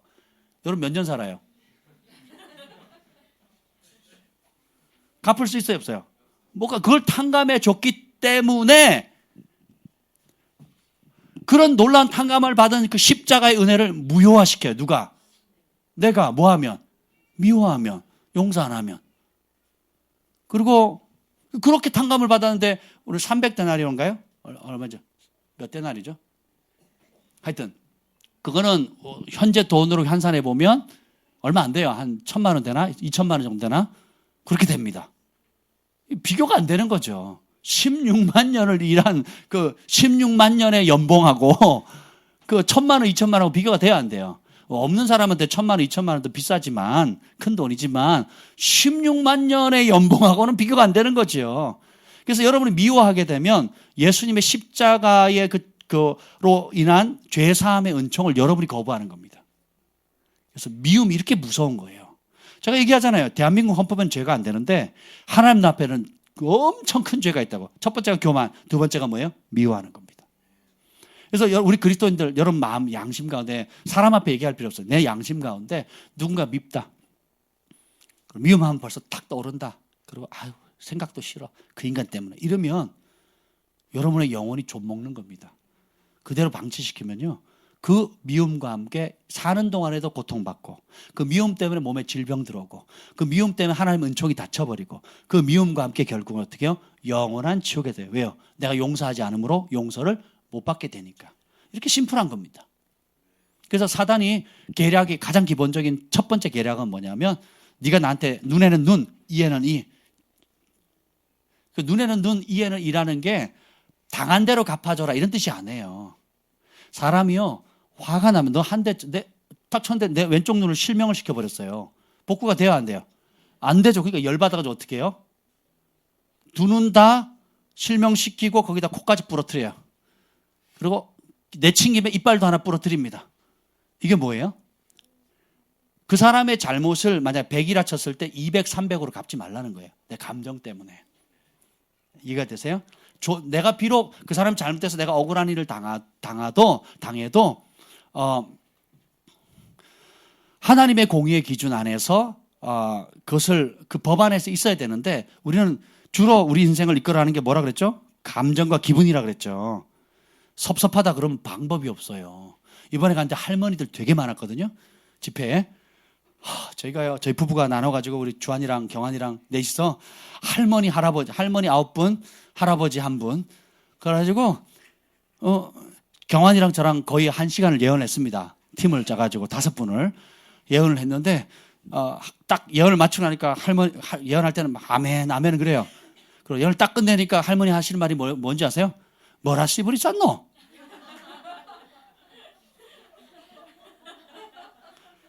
그리고 담임 목사님 때문에 그런 거예요. 뭐라 카노? 뭐 이러면서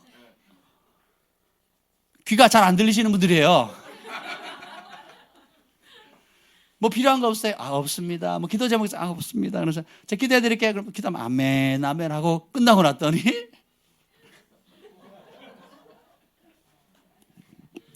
대부분이 미움을 못 버린 거예요.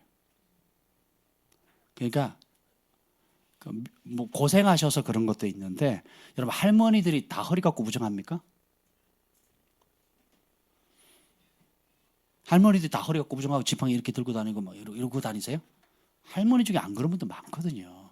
여러분 허리 구부정하고 막 허리 아픔에 무릎 아프 전부 다 허리하고 무릎 아프다고 그러시거든요. 아니면 류마티스 관절염 때문에 고통받거든요. 그럼 모든 할머니가 다 그렇다면 나이가 들어서 그런가 보다 이렇게 이해를 하잖아요. 근데 그렇지 않거든요. 어떤 사람은 그렇고 어떤 사람은 그렇지 않아요. 근데 그 지역에는 우상 숭배와 또 그것으로 인한 그 부모와 자녀의 관계 또 가정의 파괴, 그러니까 자녀들이 부모를 공경하지 않고 부모와 자식 간이 왼수지간이에요. 다 혼자 삽니다. 그 자식들이 돌보지 않아요. 그 정부에서 주는 최소한의 그 비용 아니면 생활이 안 되는 겁니다. 그러니까 그 할머니 마음속에 기쁨이 있겠어요? 미움이 있겠어요? 물론 이제 고통 주고 받는 거지만 그 미움이 가득 차니까 어떻게 해요? 전부 다 그냥 허리를 못 피는 거예요. 그리고 노년에 혼자 지내게 되고 자식들이 찾아오지 않고 그러니까 또 정부의 지원을 받으려면 아들이 있으면 지원을 못 받는다네요. 그럼 아들이 부양을 하지 않는다는 걸 증명해야 돼요. 근데 7순, 8순, 9순 되시는 할머니들이 그걸 어떻게 증명해요? 그렇잖아요. 몸 거동하기도 불편하신데. 그러니까 악순환이 계속 되는 겁니다. 근데 의외로 용서를 선택하면 굉장히 이게 쉽게 풀려요. 진짜 용서죠? 진짜 자유케 됩니다. 진짜 용서가 하면 되면 그 미움을 틈탄 질병들이 쉽게 나아요. 정말 이게 놀랍습니다. 그래서 그것이 심해지면 하나님을 원망하게 되거든요. 근데 의외로 하나님을 원망하는 분들이 많습니다. 사역자들 가운데도 있고요. 우리 또 신앙생활을 오래 하신 분들 가운데도 큰 사건, 이해할 수 없는 사건들, 이 지식의 나무로 이해하려고 하는 이해할 수 없는 사건이나 어려움이나 이런 것들을 당하게 될 때 하나님을 원망하는 자리에 가거든요. 표현을 하지 않아요. 사람들 앞에 입으로 말은 하지 않는다 할지라도 내 마음에 그냥 한 맺힌 것처럼 이게 맺혀서 제 친구 중에도 그런 친구가 있었거든요. 그러니까 어머니가 돌아가셨어요. 근데 그 영적인 데미지가 굉장히 오래 가는 거예요. 그래서 부르심의 자리도 안 가고 그리고 열심히 잘 살기는 하는데 결론을 가면 계속 엉뚱한 데 가는 거예요. 마치 이거하고 똑같아요. 여러분, 우리 이제 멕시코 선교팀이 이제 일본 거쳐서 미국 거쳐서 이제 멕시코로 들어가거든요. 비행기 여러 번 갈아타고 들어가는데 자동 항법 장치를 통해서 목적지를 설정해 놓는데 2도만 틀어놓으면 어떻게 될까요? 처음 설정할 때. 전혀 다른 곳에 가거나 추락합니다. 그죠? 이 원망과 탓이 이와 같은 역할을 해요. 미움이. 그래서 그냥 똑같이 가는 것 같고 미국 방향으로 가고 있는데 자동 항법 장치로 이두만 목적지 틀어놓으면 어떻게 해요? 알라스카로 가든지 아니면 저 태평양 한가운데 떨어질 수 있습니다. 이해가 되세요? 아니면 전혀 광야 한복판에 떨어질 수도 있고요. 그래서 사단의 기본적인 전략이 뭘로 틈탄다고요? 미움, 용서치 않는 마음. 두 번째는 뭐냐면 유혹입니다. 유혹과 시험인데 유혹과 시험은 차이는 잘 아시죠? 유혹은 영어로 temptation이에요. 뭐 그런 화장품도 있는데 그 유혹의 목적은 뭐냐면 무너뜨리는 거예요. 결론이 무너뜨리는 겁니다. 그리고 뭘로? 죄의 길로 이끌어가는 거예요. 유혹은 다르게 말하면 죄의 미끼예요. 제가 낚시를 좋아하는데 고기의 성향에 따라서 미끼를 다르게 답니다. 그래서 좋은 고기, 큰 고기를 잡으려면 지난번에 군산에 갔더니 그 군산 교회에서 강사님들하고 하루 이제 낚시를 시켜준다고 해서 그때 하여튼 특별한 그 군산 앞바다에 배 타고 한 1시간 나가면 특별한 어종이 있대요. 그래서 미끼를 샀어요. 미끼가 뭐였더라? 미꾸라지. 새우. 살아있는 새우. 살아있는 새우를 샀는데 미끼 값만 얼마인 줄 아세요? 10만 원인가 20만 원인가. 그래서 다 못 썼어요. 고기 한 마리 잡고 그 어종에 원하던 어종, 다른 고기는 잡았는데 그 원하는 어종, 원래 새우를 쓴 이유는 특별한 어종을 되게 맛있는 어종을 잡으니까 한 마리 조그만 거 잡고요. 그러니까 10만 원짜리 미끼를 썼는데 아마 더 쓸 거예요. 20만 원인가 10만 원. 하여튼 10만 원 넘게 샀어요. 그래가지고 나중에 그거 다 못 써가지고 와서 구워 먹고 날 걸어 먹고.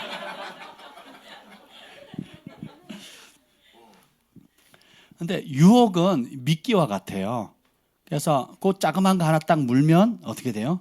그 결론은 죄의 길로 가게 되거든요. 그래서 성경은 욕심이 잉태한 즉 죄를 낳고 죄가 장성한 즉 사망을 낳는다 그랬는데 오직 각 사람이 시험을 받는 거, 유혹을 당하는 이유는 자기 욕심에 끌려 미혹됩니다. 근데 하나님은 유혹하지 않고 시험하신다 그랬거든요. 시험은 테스트잖아요. 그 뜻은 테스트의 시험은 뭐냐면 이번에 이제 어젠가요? 우리 시험 봤죠? 수능 시험 봤죠? 그 수능 시험은 죄에 빠지려고 하는 게 아니잖아요. 무너뜨리려고 하는 게 아니잖아요. 너 이 시험 치고 죽어라 뭐 이게 아니잖아요.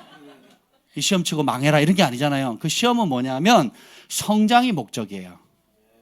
그래서 이전에 가보지 못했던 하나님 안에 있는 다음 단계에 있는 기쁨, 은총, 그리고 영향력, 그리고 이전에 경험하지 못했던 치유의 능력들, 하나님과의 친밀함, 하나님의 영광으로 가는 겁니다. 이해가 되시죠? 그래서 하나님은 죄로 여러분을 유혹하지 않습니다. 그래서 아주 재미있는 말씀이 있는데 유혹받는 건 죄가 아니지만 그것에 굴복하는 것은 죄래요. 새의 비유를 하잖아요. 새는 마음껏 날아다녀요. 근데 새는 둥지를 들 곳을 찾거든요. 쉼이 필요하니까. 그러니까 우리의 머릿속에나 환경 속에서 죄의 유혹들이 막 날아다닙니다. 새를 보기도 하고 가끔 새똥도 싸기도 하잖아요. 새똥 맞을 수도 있어요. 기분 나쁘지만. 맞으면 어떻게 돼요? 어떻게 해야 돼요? 씻어야 되죠. 그 차에 가끔 이제 새똥 이렇게 묻잖아요. 놔두면 어떻게 돼요? 차가 부식하거든요. 굉장히 독합니다. 새똥이. 그래서 차 위에 떨어지고 오래 놔두면 이게 부식합니다. 이게 굉장히 안 좋아요. 머리 위에 떨어졌는데 새똥 떨어졌다. 이게 100만 분의 1의 기적이야. 뭐 이러면서 나에게도 이런 기적이 하면서 계속 새똥을 맞으러 다니거나 맞은 걸 가만히 방치하면 어떻게 되겠어요? 머리 빠져요. 이해가 되세요? 그래서 그러면 어떻게 해요? 그냥 새똥만 오늘 재수 없네. 이렇게 생각할 게 아니라 그냥 닦고 씻으면 돼요. 근데 그걸 방치하거나 혹은 새가 우리 집에 집을 짓도록 내 마음에 집을 짓도록 해서는 안 된다는 겁니다. 그래서 성경의 새는 좋은 의미가 아니에요. 물론 좋은 의미의 새도 있지만 우리 머릿속에 유혹하는 잡다한 생각들과 하나님께로부터 나오지 않은 여러 산만한 미혹들이거든요. 이 생각, 그래서 그 유혹을 느끼는 건 죄가 아니라 그랬단 말이에요. 근데 뭐예요? 그것에 그 유혹에 굴복하면 죄가 되는 겁니다. 그래서 근데 사단이 어떻게 유혹을 하느냐? 자기 욕심을 자극하는 거예요.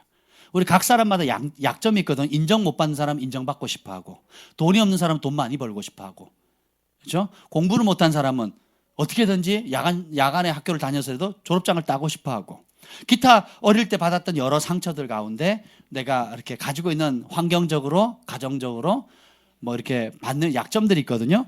그래서 그런 약점을 통해 가지고 뭐냐면 하나님의 말씀에 복종하지 못하게 만드는 개인이 가지고 있는 욕심들이 있어요. 정욕이 있어요. 이거를 붙잡고 늘어지는 거예요, 사단이. 그래서 알코올 중독자는 술을 쳐다도 보면 안 됩니다. 미디어에 중독된 사람은 미디어를 아예 끊어야 돼요. 이해가 되세요? 그러니까 근데 전부 다 TV 보면 안 됩니다. 이렇게 말할 수가 없는 거예요. 안 보면 좋은데 그렇다고 뭐 돈을 주면 우리 각 사람마다 연약한 부분들이 있는데 자신이 그것이 약점이 뭔지를, 아킬레스건이 뭔지를 발견하셔야 돼요. 그래서 그 영역은 아예 평생 담지고 살아야 됩니다. 아니면 그것을 완전히 극복해서 일어날 수 있는 수준까지 키운 다음에 그때 그것도 조심스럽게 해야 되고요. 이해가 되시죠? 제가 여기에 관해서 할 얘기들이 참 많지만 시간 때문에 제가 참 못합니다. 제가 사역을 하다 보면 그런 케이스를 너무 많이 봐요. 인터넷에 중독된 한 학생이 있었습니다. 중학생인가 그랬어요. 그 중학생이 인터넷 포르노에 중독이 됐어요. 남학생이. 그래가지고 어떻게 했냐, 교회에 있는 여학생을 덮친 겁니다. 그래서 실제로 있었던 거예요. 그래서 그 담임 사역자가 저에게 와서 도움을 요청한 거예요. 어떻게 하면 좋겠냐고. 그래서 제가 그래서 당분간은 떨어뜨려 놨는데 뭐 하면서 얘기를 하더라고요. 그 제가 뭐라 그랬냐면 그 친구의 기본적으로 컴퓨터 접촉 자체를 못하게 해야 돼요. 모든 휴대폰이든 뭐든 미디어를 통해서 접촉을 못하도록 본인이 그게 얼마나 심각한지를 깨달아야 될 뿐만 아니라, 그러니까 근데 그 가족이 한 교회 다니니까 한 교회 다녀야 되는 상황인 거예요. 그렇게 하면 안 되죠. 치유되기 전까지는. 그래서 하여튼 그걸 다루는데 굉장히 좀 복잡했는데 가장 기본적으로 뭐예요? 그 사역자가 미디어를 끊어야 된다는 것도 인식을 못 시킨 거예요. 그 가해자 학생에게. 그리고 어떻게 돼요? 계속 어떻게 해요? 불난 데다가 뭘 붓는 거예요? 기름을 붓는 거예요. 기름을. 그래서 제가 그 다음에 갔을 때 그 얘기했거든요. 그 끊게 하셔야 된다고. 그런 어느 기간 동안에 완전히 끊어야 된다고. 알코올 중독자는 술을 쳐다보면 안 되고요. 또 뭐 있죠? 기타 여러 가지. 그래서 여러분의 연약한 부분들에 대해서 사단은 하나님께 하나님의 말씀에 굴복하지 못한 걸 발목을 잡고 늘어지는 겁니다. 그래서 여러분들의 강점이 뭐고 영적으로 약점이 뭔지를 아셔야 돼요. 아멘. 예. 그래서 그 영역에 대해서는 남들처럼 주의하는 게 아니라 남들보다 10배, 20배 더 경각심을 가지고 깨어 있으셔야 됩니다. 예. 집 짓는 과정을 한번 보시면 집을 지을 때 이제 성경의 마태복음 7장에 보면 모래 위에 집을 지은 자, 반석 위에 집을 지은 자 다 아시잖아요. 근데 모래 위에 집은 자에게도 그러니까 바람과 비와 창수가 엄몰하죠. 그리고 반석 위에 집을 지은 사람은 비나 바람이 안 몰아치는가요? 동일하거든요. 이걸 잘 기억하셔야 돼요. 예수 안 믿는 사람도 인생의 폭풍이 몰아칩니다. 예수 믿는 사람도 인생의 폭풍이 몰아쳐요. 근데 여러분 가운데 모래 위에 집 짓고 싶은 사람 손 들어보세요. 아무도 없습니다. 근데 내가 모래 위에 짓고 있는지 반석 위에 짓고 있는지 어떻게 알아요? 폭풍을 맞아보면 압니다. 그래서 환경이 조금 어려우면 폭발하고 재정적으로 어려우면 딴 생각하고 또 그러니까 어떤 일이 빠바방 터졌을 때 예수님의 말씀에 대가를 지불하고 그 말씀을 꽉 붙드는 사람이 믿음인데 그게 아니라 여러 가지 사람의 폭풍이나 바람이 불게 되면 그 바람 부는 대로 갈대처럼 부는 대로 움직이는 사람들이 있어요. 그러면서 목사님 지금 환경이 이런데 어떻게 하냐고 하면서 끊임없는 자기 합리화와 핑계를 대는 사람들이 있습니다. 그런 사람은 뭐예요? 자기도 모르는 사이에 내가 지금 어디에 집을 짓고 있다고 말하는 거예요? 모래 위에 집을 짓고 있다는 겁니다. 이해가 되시죠? 아주 심플해요. 예, 그렇습니다. 그래서 하나님은 여러분이 유혹에 넘어질 이유를 찾으시는 분이 아니고 여러분을 성장시킬 믿음을 찾으시는 분이에요. 아멘. 예. 세 번째가 아주 중요한데요. 이게 사단이 쓰는 게 속임입니다. 거짓의 압이잖아요. 근데 이 속임이라는 게 빨리 감지하기가 좀 어려워요. 거짓말하는 사람을 단번에 알아채기가 쉽지 않거든요. 그래서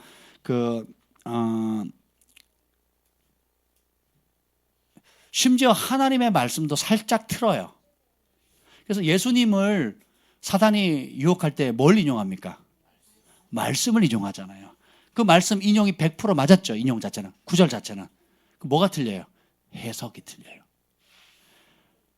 높은 데서 뛰어내려라. 천사가 받아준다. 성경에 나와 있는 말씀이거든요. 그때 주님이 뭐라 그래요? 뭘로 또 대처를 해요? 그래서 여러분이 사단이 말씀을 가지고 잘못된 해석으로 유혹을 할 때에 여러분이 뭘로 대처해야 돼요? 여러분이 가지고 있는 이미 그러니까 밤낮으로 낮밤으로 늘 묵상했던 그 말씀이 거기에 상응하는 말씀이 튀어나오지 않으면 어떻게 되겠어요? 말씀이네? 그럼 어떻게 해야 돼요? 순종해야 되겠죠. 이렇게 되는 거예요. 그래서 신학자들이나 또 혹은 성경 신앙을 오래 생활했다는 사람들이 완고한 이유가 그거예요. 말씀을 자기 식대로 해석하고 자기 욕심을 따라 갖다 붙이는 거예요. 그래서 진리를 받아들이지 않게 되는 것입니다.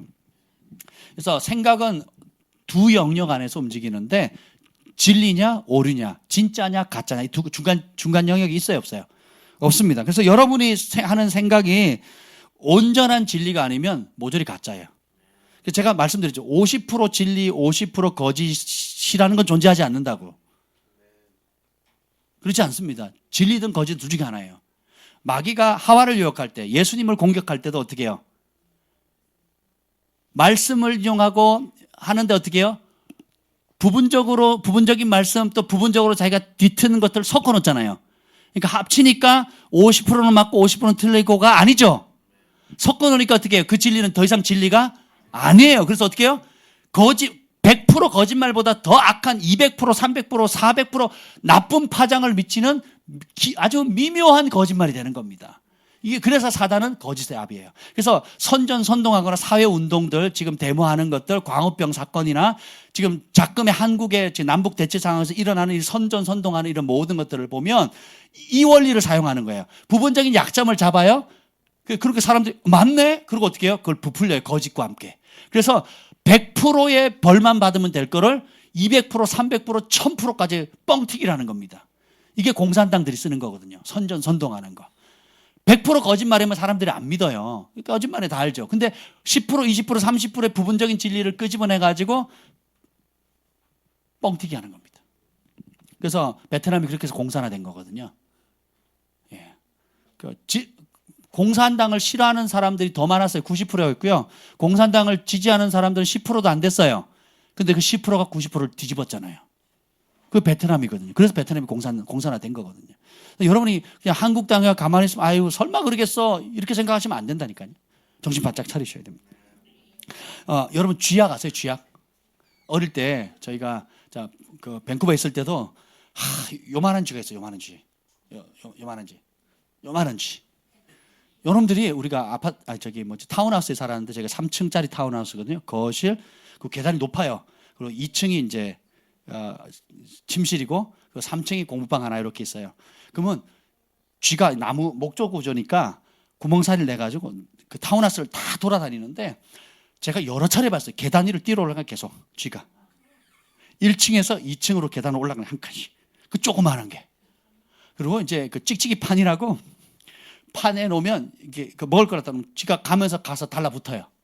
그 아침에 일어나 보면 달라붙어 있는 거예요. 그 처리하는 게 보통 어려운 게 아니었어요. 그리고 이제 시골에 보면 이제 쥐약 주잖아요. 그 쥐약이 뭘로 구성되어 있냐면 제가 새롭게 알았는데 98%는 곡물이에요, 곡물. 그리고 단 2%만 비소라는 독약이 들어있어요. 그래서 98%의 곡물 때문에 죽는 게 아니고 단 2%의 비소 때문에 쥐들이 죽는 겁니다. 사탄이 쓰는 기만의 전법이 이와 같아요. 2%의 거짓말을 섞어 넣어버려요. 그래서 어떻게 해요? 난 98% 맞다는 거죠. 근데 어떻게 해요? 2%의 거짓을 받아들이는 순간 98%의 진리 때문에 사는 게 아니고 옳은 것 때문에 사는 게 2%의 독약 때문에 죽는 겁니다. 사람들 이간질하는 사람들 보면 늘 그래요. 부분적인 진리를 말해, 부분적인 사실을 말을 합니다. 사실은 말을 하는데 98% 맞는 사실을 말을 하고 2% 틀린 걸 말하는데 그게 사람을 죽이거든요. 관계를 어그러뜨려 놓거든요. 그래서 속인다라는 걸 한마디로 말하면 원어적으로는 정처 없이 방황한다는 뜻이에요. 방황하게 만들어 버리는 거예요. 방황하게. 그래서 여러분들이 하나님의 말씀의 진리 안에 견고하게 붙잡혀 있는 것이 사단을 이길 수 있는 최고의 방법입니다. 아멘. 그래서 진짜 이게 손 하나 까딱 안 하고 얘는 그냥 다 잡아먹을 기세예요. 사단은. 그죠? 쓰는 전법 없으면 굉장히 야비하잖아요. 그죠? 우리가 선택하는 미움, 용서치 않는 마음. 두 번째가 뭐라 그랬어요? 유혹. 내가 좋아하는 당근, 내가 좋아하는 미끼, 내가 좋아하는 약점, 공허할 때, 어려울 때, 힘겨울 때 정말 좋아하는 그 미끼 하나 탁 던지는 겁니다. 여자들 쇼핑 중독, 그리고 피해의식, 남자들 게임 중독, 인터넷 중독, 또 뭐 기타 뭐 여러 가지 중독들이 있죠. 그러니까 공허한 그 순간에 내가 무엇을 찾을 것인가, 이게 굉장히 중요해요. 그래서 이게 유혹인가 시험인가를 알 수 있는 기본적인 방법은 무너뜨리는 건가 아니면 성장하게 하는 건가, 살리는 것인가 죽이는 건가, 좀 더 정확히 말하면 하나님께로 가까이 가게 만드는가 하나님으로부터 멀어지게 만드는가를 생각하면 분별이 쉬워집니다. 분별이 돼야 여러분들이 어느 방향으로 갈 건지 힘차게 달려갈 수 있거든요. 분별 안 되면, 그래서 속인다는 게 뭐예요? 방황하게 만든다는 거잖아요. 이 말 들으면 이 말이 맞는 것 같고 저 말 들으면 저 말이 맞는 것 같아요. 제가 우리나라의 매스컴을 보면서 가장 인기 있는 포털 사이트 있잖아요. 다음 네이버, 그리고 각종 이제 방송 매체들, 뉴스 매체들 이렇게 보면 진짜 처참합니다. 정직하게 사실을 사실 그대로, 진리는 기대도 안 해요. 사실을 사실 그대로 보도하는 매체가 드뭅니다. 그 백남기 씨 사건만 해도 그 동영상 다 가지고 있거든요, 방송국들이. 그 물대포 맞는 장면만 보여주잖아요. 맞기 전에 그분이 무슨 행동을 했는지 안 보여줘요.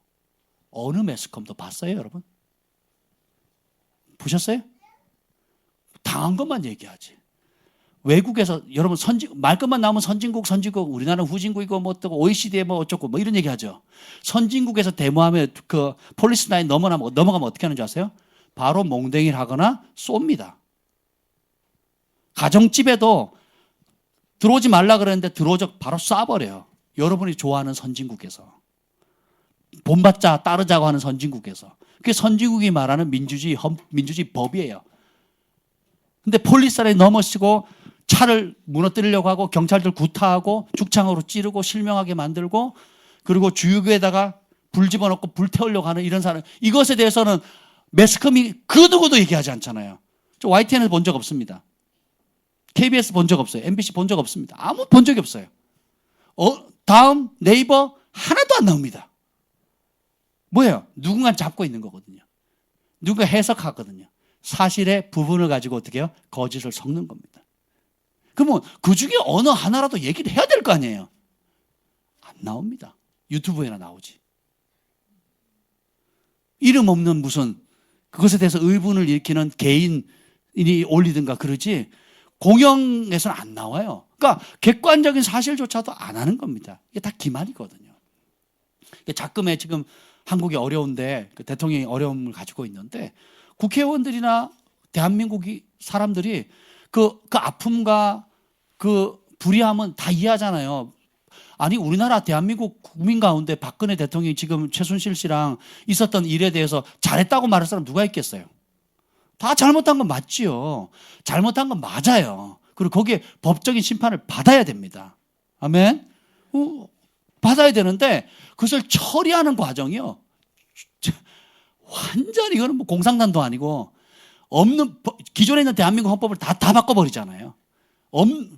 다 없는 걸 만들어내는 거예요 지금. 이게 뭐예요? 원수가 움직이는 방법하고 똑같다라는 겁니다.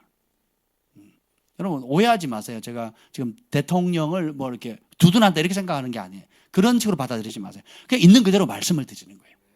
심각한 겁니다. 근데 그러면 그 이후에 여러분 선량하게 그냥 순수하게 의분에 일어나서 운동에 나서는 사람도 있지만 그것을 이용해서 군중을 선동하는 친북 세력들과 여러 세력들이 있다라는 것도 여러분이 인식하셔야 된다고요. 근데 그 얘기하면 무슨 종부몰이 한다고 막 난리가 나잖아요. 그렇죠? 정신 바짝 차리셔야 됩니다. 사단이 우리에게 쓰는 방법도 똑같다라는 겁니다. 그래서 정신을 바짝 차리시면 돼요. 근데 가장 안전한 방법은 아예 심플해요. 여러분의 삶에 부딪히는 모든 문제, 갈등, 어려움이 딱 환난과 풍파가 올 때마다 거기에 상응하는 예수님의 말씀을 찾으세요. 그리고 그 말씀대로 가시면 됩니다. 그것이 가장 안전하고 확실하고 축복되고 행복한 길입니다. 예. 그리고 한 가지 주의할 거는 어둠에 너무 몰두하지 마세요. 제가 축사사역 건강하게 하는 분 드물다고 말씀드렸죠. 진짜 드물어요. 왜냐하면 모든 걸 세상을 다 어둡게 봅니다. 그런 분들. 저 사람 보면 귀신이 몇 마리 붙었고 이 문제는 뭐 때문에 생긴 거고 어떤 귀신 때문이고 저 문제는 뭐 때문에 그렇고 그래서 들어보면 어떻게 해요? 나는 죽일 놈이야. 나는 하나님의 사랑받는 게 아니라 하나님 몽둥이 들고 있는데 참는 거야. 내가 지금 몇 번까지 참아야 돼. 이렇게 더러운 인간을 내가 어느 때까지 참아야 돼. 내가 몇 번이나 씻어줬는데 또 그래. 이 관점을 알게 모르게 계속 심어주는 겁니다. 축사사역 하는 분 가운데 우리 하나님은 좋으신 분이고 따뜻하게 하는 분이 드물어요. 그러니까 그 어둠의 관점이 어떤 게 말도 더럽고요. 말도 거칠고요. 인격을 무시하고요. 그리고 사람들에게 두려움을 계속 심어줍니다. 그러니까 어둠과 싸울 필요 없어요. 빛이 들어가면 되거든요. 그래서 진리, 하나님 말씀, 진리 안에 우리 안에 있는 건강한 정체성, 하나님이 함께 하시고 하나님이 도우시고 예수님의 핏값으로 우리를 다 사셨다는 그 놀라운 진리의 빛 가운데 더 집중하시면 되는 겁니다. 그래서 자, 축사사를 해보니까 쫓아내는 게 어려운 게 아니고 쫓아낸 이후에 뭘로 채울까가 더 중요해요.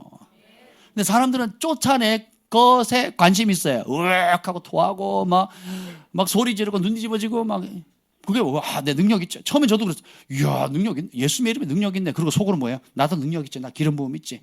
뭐 이러고 있는 거예요. 근데 어떻게 해요? 그 다음날 와서 또 기도하면 또 그래. 으악 하고 뭐 한 달 지나서 으악 하고 똑같이 그럽니다.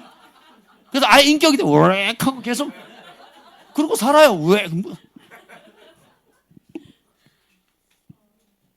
왜요?